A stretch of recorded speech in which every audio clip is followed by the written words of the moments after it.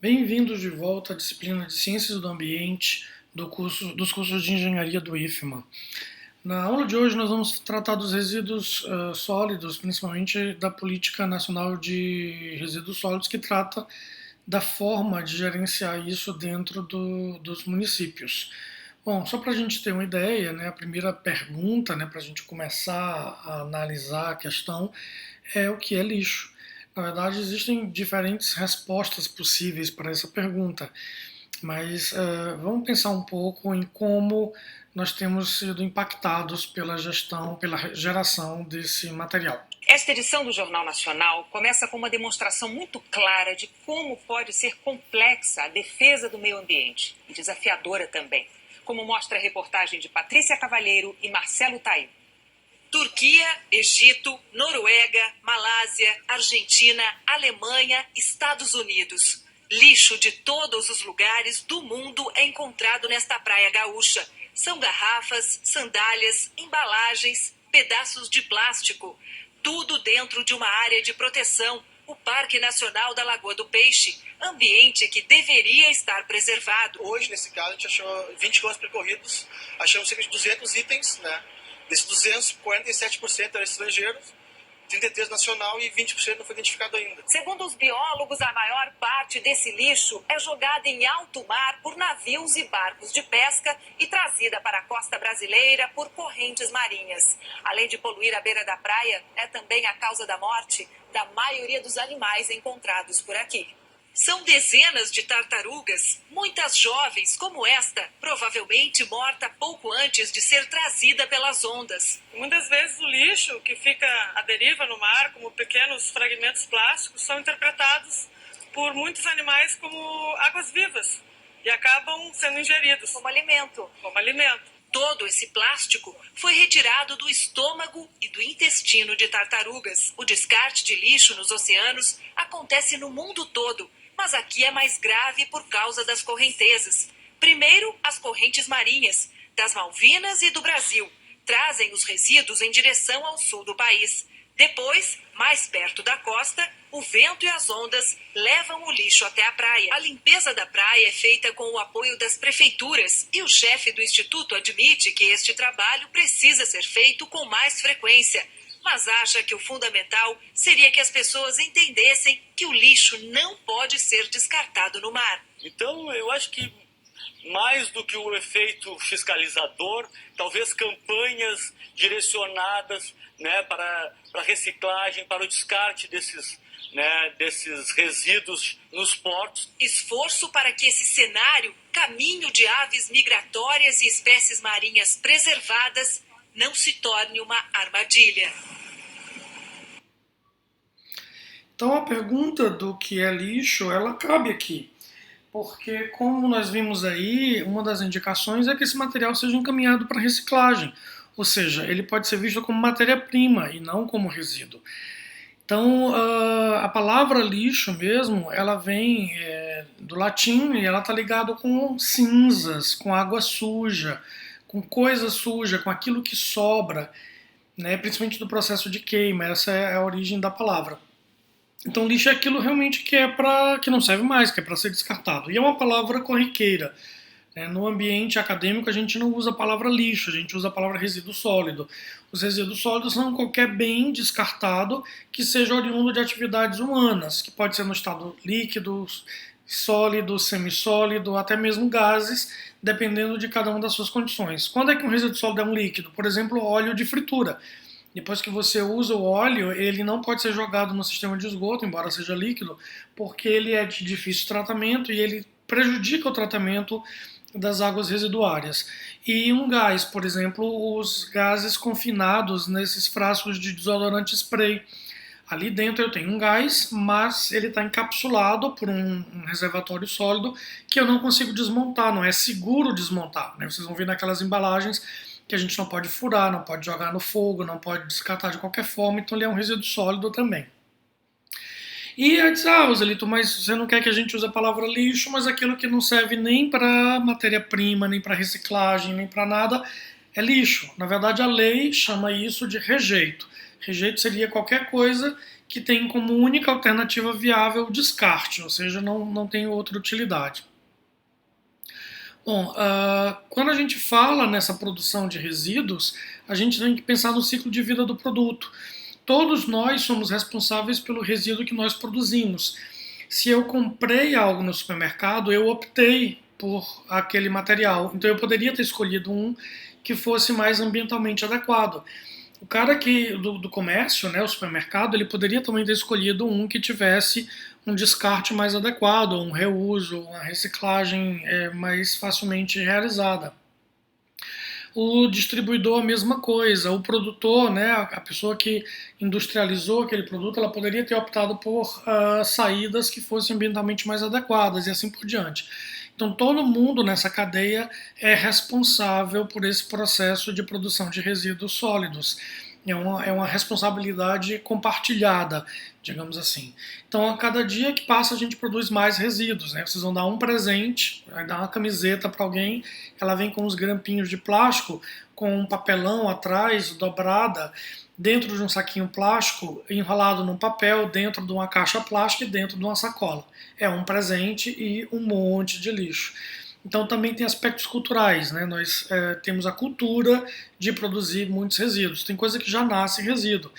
Você compra esse monte de embalagem para dar de presente, o cara que recebe só quer a camisa, né? O resto é tudo jogado fora. Então muita coisa já é produzida como lixo. Nessa produção de resíduos, a questão econômica também é uma questão muito interessante de ser analisada, porque no Canadá, por exemplo, você tem uma produção aí de aproximadamente 1 quilo de resíduo sólido por habitante por dia, e a renda per capita é de 22.300 dólares. Enquanto que no Brasil a média de produção de resíduos é de 0,74 quilos de resíduo por habitante por dia e uma renda per capita média de 2.850 dólares. No Maranhão, a gente tem um destaque aí porque a produção de resíduos sólidos está maior do que a média brasileira, está muito próxima à produção canadense, enquanto que a renda é só um pouco maior, né? A renda per capita é um pouquinho maior do que a média nacional e muito menor do que aquela renda canadense. Ou seja, nós temos a mesma produção de resíduo de um canadense, sendo que a gente ganha 6,7 menos, né? 6,7 vezes menos do que eles. Então, mesmo sendo um país muito pobre, um estado muito pobre, a gente tem uma produção de resíduos de quem é rico. Estima-se 5.733 toneladas de resíduos sólidos por dia sendo gerados no Maranhão, dos quais 33,4 não é coletado. Aproximadamente 2.000 toneladas de resíduos sólidos são descartados no ambiente diariamente.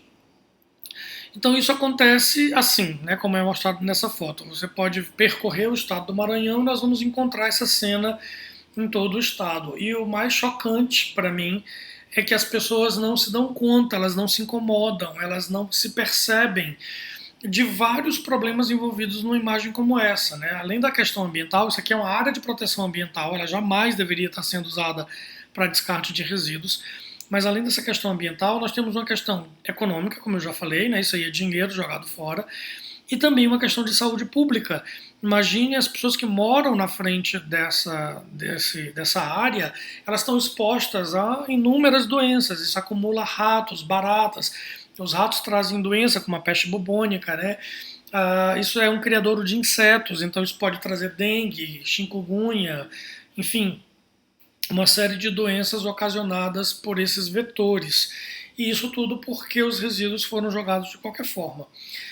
Então isso também, como eu disse, tem aspectos culturais. As pessoas não se incomodarem, não reclamarem, faz com que isso continue assim nesse cenário. As pessoas têm a impressão de que uma área que não está ocupada é uma área para jogar lixo. E isso faz parte da paisagem. Então, para onde é que vai esse resíduo, né? A maioria vai para lixões. A lei proíbe isso. Os municípios tinham prazo para regularizar a sua situação e passar a descartar resíduo apenas em aterros sanitários, embora não seja a melhor opção, mas é a melhor opção, ou é a opção permitida no pior caso, que é o caso do descarte, mas ainda hoje a gente sabe que muita coisa vai para o lixão. Essas imagens foram feitas antes do prazo, realmente não é atual, mas o resíduo sólido de São Luís era jogado nessa área e as pessoas não apenas coletavam, mas elas tinham habitações aí. E vocês vão ver na Política Nacional de Resíduos Sólidos que é proibido morar na região de descarte. É óbvio, né? Novamente aí tem uma questão de saúde pública. As pessoas podem se contaminar com doenças aí e passar essas doenças adiante. Então não se pode morar. E aí é uma moradia, tanto que tem bandeirinha de São João e tudo. Tem carro, tem tudo. Né? Esse espaço é dividido aí com urubus, com ratos e outros animais. O chorume dentro de um aterro sanitário, que é uma obra civil, né, uma obra de construção civil que tem uma série de padrões e tudo, ele absorve, ele recolhe todo o líquido produzido, que é chamado de chorume, e esse chorume é encaminhado então para um tratamento de efluentes líquidos. No caso dessa área aí, o desnível do próprio terreno fazia com que esse líquido se acumulasse nessa pequena lagoa, contaminando também o solo, o lençol freático, enfim. Aqui nós temos as pessoas disputando os sacos de lixo, né? O caminhão chega para descarregar e as pessoas começam a brigar por ele. Também na legislação proíbe que as pessoas façam coleta de resíduos sólidos na área de disposição final. Isso é óbvio, né? Porque aí o lixo também está misturado, essas pessoas estão expostas a doenças e isso não é permitido realmente na legislação. Essa contaminação se dá, né, porque a gente tem resíduos de diferentes naturezas todas misturadas. Por incrível que pareça, embora nós sejamos o estado mais pobre da federação, 57% do nosso resíduo é resto de comida. Isso tem muito aspecto cultural, como eu falei. As pessoas pensam que ser bem, estar bem de vida é jogar coisa fora, jogar comida fora, inclusive. Se você recebe uma visita, você quer esbanjar, quer encher a mesa de coisa e no final sobra a comida que acaba indo no lixo. Se você vai visitar um europeu, por exemplo, você, eu vou passar uma semana na casa de um amigo na Europa. Ele te pergunta exatamente o dia que você chega, o dia que você vai embora, e a comida é comprada exatamente aquilo que se come, né? Não tem desperdício, porque além de ser caro, né, além de comida ser uma coisa cara, tem aspectos ambientais envolvidos aí. 17% do nosso resíduo é plástico. A grande maioria, ou quase a totalidade desse plástico, poderia ser reciclado. Então ele não deveria estar sendo descartado, não deveria chegar até o aterro sanitário. 13% do nosso resíduo é papel. Se o papel não for misturado com coisas úmidas, ele também é praticamente completamente reciclável. Então esse material também não deveria ser descartado. 2,5% do nosso resíduo é vidro. O vidro é 100% reciclável, é só quebrar, moer, jogar no forno, derreter e vira vidro novo. Além disso, nesse processo ele é aquecido a uma temperatura tão alta que ele é esterilizado, então nem tem perigo de contaminação, se bem manuseado. Então esse material obviamente não deveria estar presente nesses resíduos sólidos. 2% desse material é metal. O metal tem sido cada vez mais raro nos resíduos sólidos porque a gente realmente encontra mercado, é mais facilmente recolhido e vendido, então ele tem desaparecido dos resíduos sólidos por causa desse mercado que está bem estabelecido, né, de reciclagem de metais. Mas ainda se encontra alguma coisa, principalmente quando ele está misturado com outros componentes, como é o caso dos resíduos eletrônicos. 0,5% é material inerte, e isso é uma coisa muito interessante também, porque nós não nos damos conta. Naquela foto que eu mostrei para vocês da contaminação da área de proteção ambiental em São José de Ribamar, há uma grande quantidade de resíduo que é resto de construção. E a gente não se percebe, mas isso é um resíduo sólido, isso não é para estar aí. Né? Isso não é uma pedra, isso não é natural. Então esse material aí também serve de abrigo, por exemplo, de vetores de doença, e além disso ele não se decompõe facilmente, ele vai ficar aí para sempre. Ele impede a vegetação natural de crescer por um tempo, ela vai levar muito tempo para se adaptar a essa presença, vencer essa barreira física e voltar a crescer aí em cima. Enfim, resíduo sólido ele não deveria estar aí. Existem mecanismos específicos de descarte de material cerâmico.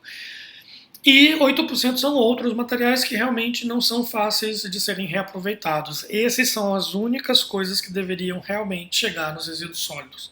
Né, chegar a ser descartado, virar realmente rejeito. Ou seja, se a gente planeja um aterro sanitário para durar 40 anos, a gente coloca tanta coisa ali que na verdade ele dura muito menos. A cada ano a gente produz mais resíduos e isso acaba sobrecarregando os aterros sanitários, eles duram menos do que os 40 anos. Se nós mandássemos para lá apenas esses 8%, que são o que realmente deveria ir para lá, em vez de durar 40 anos, eles durariam 400 anos. Então a gente precisa realmente repensar a gestão de resíduos sólidos para que isso aconteça de uma forma mais racional. Bom, e a grande pergunta, isso realmente é lixo, isso realmente é rejeito, isso é dinheiro? Então, no momento em que o nosso processo diminui o desperdício e produz menos resíduo, a gente está economizando dinheiro na compra de matéria-prima, no processamento desse material e, finalmente, no descarte, porque descartar também é uma despesa.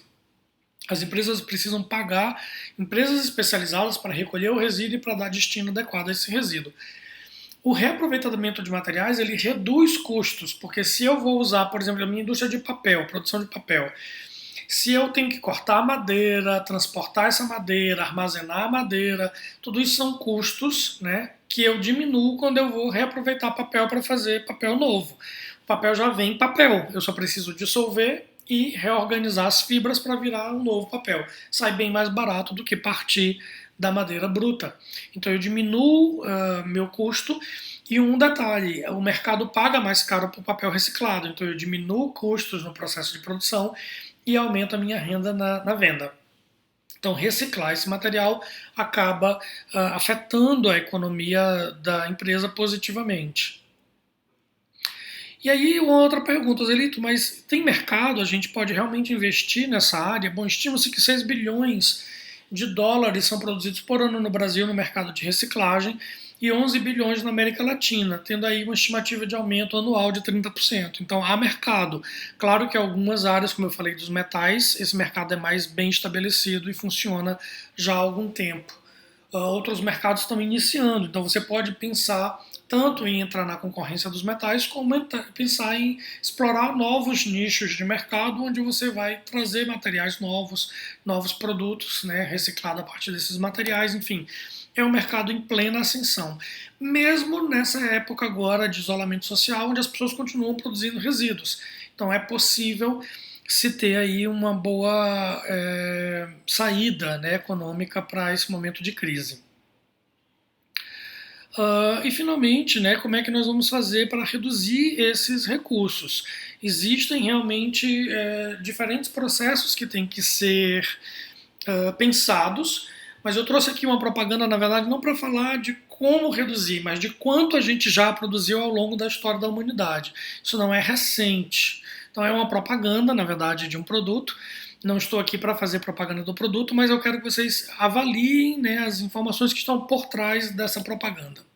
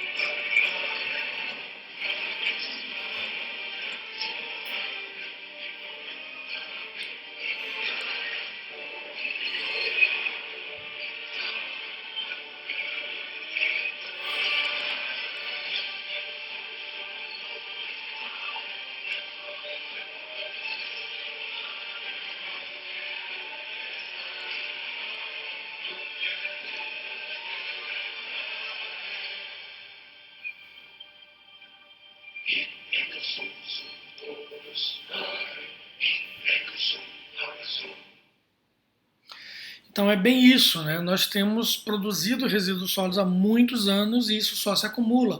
Então é preciso pensar nos mecanismos de redução para que a gente não descarte, para que isso não chegue até o ambiente, não contamine esse ambiente, causando danos à saúde e ao equilíbrio ecológico.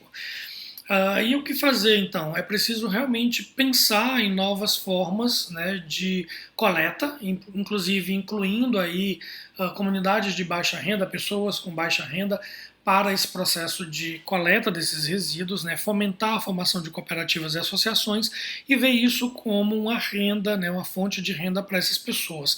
E também é preciso que os municípios formem consórcios para que algumas obras sejam feitas de forma consorciada e, portanto, diminuam o impacto ambiental. Ou seja, em vez de toda a cidade ter seu próprio aterro sanitário ou o seu incinerador, é possível que haja uma única obra que vai atender um conjunto de municípios. Isso diminui os impactos ambientais e aumenta a eficiência nesse destino final daqueles 8% lá de materiais que realmente não podem ser facilmente reciclados ou reaproveitados.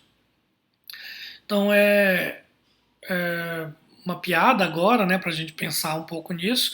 Alguém diz aí para essa personagem que representa Deus, né, Deus, o planeta está um lixo. Qual foi a última vez que você deu um banho nele? Aí ele pensa no dilúvio, ou seja, nós vamos esperar uma nova catástrofe para poder repensar as nossas ações, ou nós vamos começar a ser racionais, né? A gente sempre se gaba de ser muito racional, mas agimos como se não fôssemos. Então nós vamos pensar de novo sobre o nosso processo produtivo e limpar o nosso planeta, né? E lembrando sempre aquele ditado que diz que o lugar mais limpo não é aquele que se limpa, e sim aquele que não se suja, né? Então ficam essas informações e esses questionamentos para cada um de nós pensarmos sobre os processos de produção de resíduos sólidos, não apenas nas indústrias, mas também nas nossas residências. Continuem os estudos. Qualquer pergunta, façam ali no ambiente virtual de aprendizagem.